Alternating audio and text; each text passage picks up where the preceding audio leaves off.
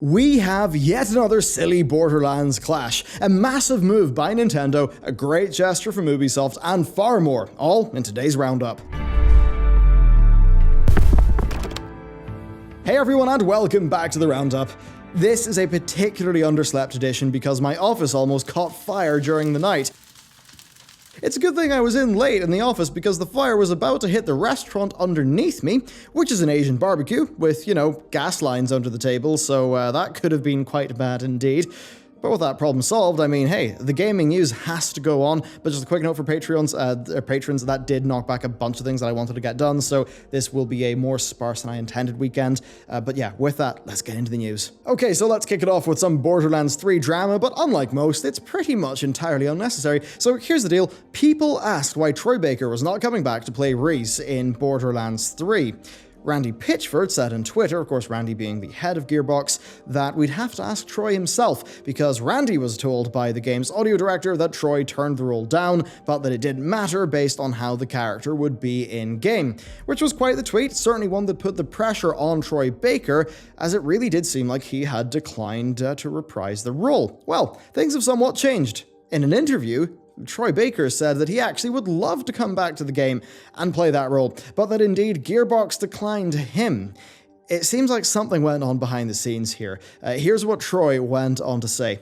I think it's interesting that Randy Pitchford tweeted out that I turned it down, and then he said he heard I turned it down. I would fact check before I tweet it out onto the internet. So yeah, a fair bit of shade at Randy, who, let's be real, seems to be just great at creating PR messes for his employees to deal with. Really, running Borderlands PR must be a pain with a company head like that bumbling about the place. Troy and fellow voice actor Nolan North were sort of in an interview together, and they went on to joke about, whoever takes up that role, because it's somewhat of a taboo within the industry to do that if somebody's not on the job and it is their character, but then you take on their role, which is a pretty interesting thing. Many industries do have their own self-policing mechanisms. As an example, in the comedy world, if you're a joke thief, well, people will know.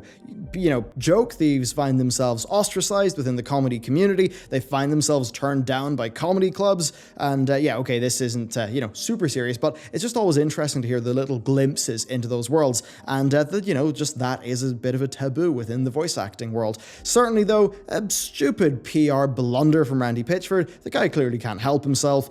There's obviously some sort of discord here, and I think given how Troy Baker is pretty much celebrity status as far as, actors in the games industry go, and that Randy Pitchford, he's like an infamy celebrity, I guess. He's really good at getting his name out there, but not often for good reasons.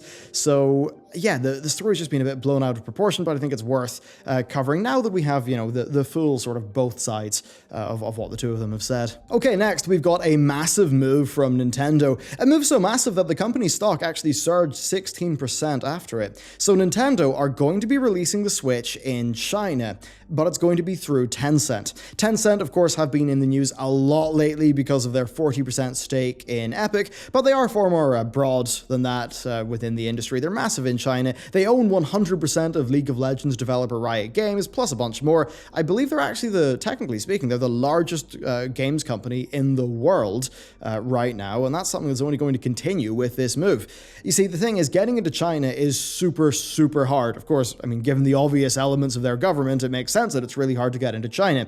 Because of this, foreign companies often partner up with a Chinese company that has government connections in order to bring their products to the market and get through the approval process.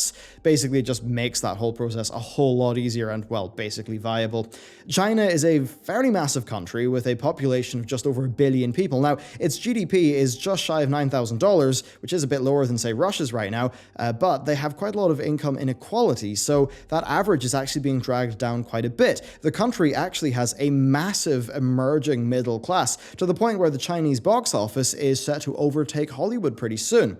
While Chinese economic growth it's actually somewhat slowing, but it still is pretty big.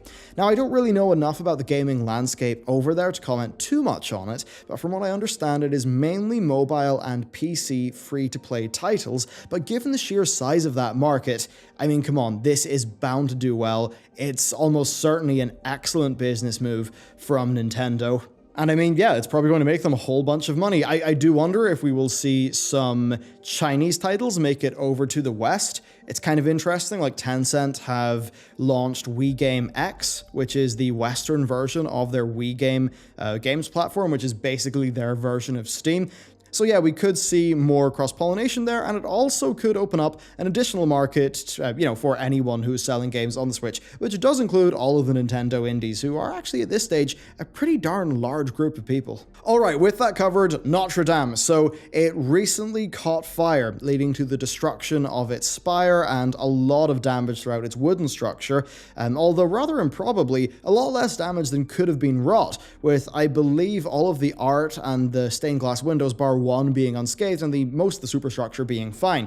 Now, the campaign to repair it is well underway by this stage, but Ubisoft's response has actually been quite cool, and I think is worthy of praise. They're giving away copies of Assassin's Creed Unity, of course based in Paris, and they are going to refund any purchase made of that game from April 15th onwards. Now, yes, cynically, it's a big PR free win for them. The game's not worth that much, it's pretty old, but hey, they put $500,000 into the rebuilding fund. They're giving away a bit of, their take on French history for free, which is a good move. And really, Ubisoft are just so good at PR these days. Siege was a mess at launch, but they stuck with it and they made it good. For Honor was a mess at launch, and they've stuck with that. Even though it has had significantly less success than Siege, they still have stuck with it. They've done a fantastic job with The Division 2, which, even in spite of The Division 2 having some problems in its launch, it's been carried by generally very strong design and, very importantly, excellent communications.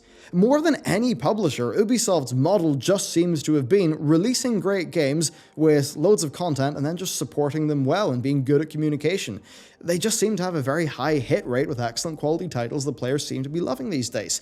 In short, it's interesting, Ubisoft are pretty much nailing the basics, and that's something that almost every other publisher could learn from.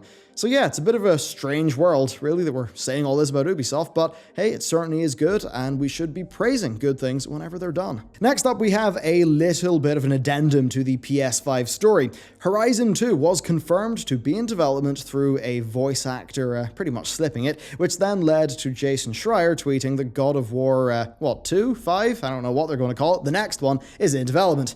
Both of those things are zero surprise to anyone, and I imagine they will both be maybe year 1 or 2 PS5 launches.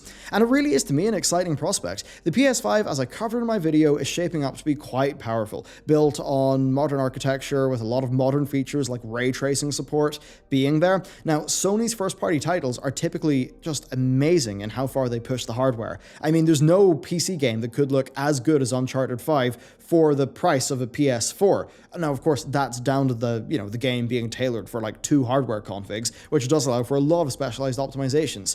Well, just seeing that level of fine-tuning and polish and care being applied to next-gen features like ray tracing would be very exciting indeed. Lighting is so important to the mood, it can have a massive effect on a game, and indeed we also have the PS5 custom audio solution that Mark Cerny hyped up a lot.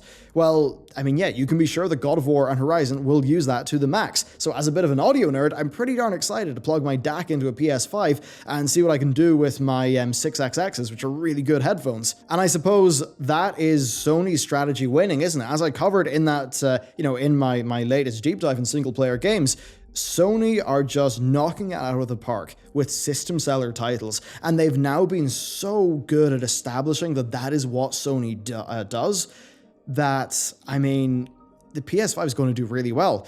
Here's the thing, the PS4, I think, was really helped by The Last of Us, and knowing Uncharted 4 was coming out and having The Last of Us remastered. Well, with The Last of Us 2, and God of War and Horizon, they're just going to continue that Sony hype into the next generation, and I think it's going to serve them really well indeed. And then actually, as a final tidbit for Last of Us 2 news, they have finished their recording sessions. The final one between Troy Baker and Ashley Johnson? Yes, Ashley Johnson. And they are done. So that is The Last of Us 2 wrapped, which is very exciting. It is probably, of all of the games coming out, the one that I am the most excited for. The Last of Us was and its expansion, just one of my favorite gaming experiences ever. I cannot wait for the next one, and I'm glad I have a PS4 Pro for it. Next up, Burnout Paradise servers. Yes, the original Burnout Paradise servers are being shut down. Now, the remaster still is going to be up and working, and once again, this is just an example of video games being harder to preserve than just about any other medium because of the various different dependencies that games run on. The popular games of 15 years ago are playable today, but I can guarantee that the popular games of today, or maybe 5 years ago, well, they won't be playable in 15 years into the future, not without developers allowing for things like player-hosted servers, and that's something that, let's be real, is extremely rare these days. Now, I've already covered this in detail in a previous video, so if you would like to learn more about that topic, then yeah, I'd recommend checking out that video. But okay, being real with you, there's no fuel left in the tank over here. That's all the big stories covered, so with that, I'm just going to sign off here and get some sleep. Thank you very much for watching, and I'll see you next time.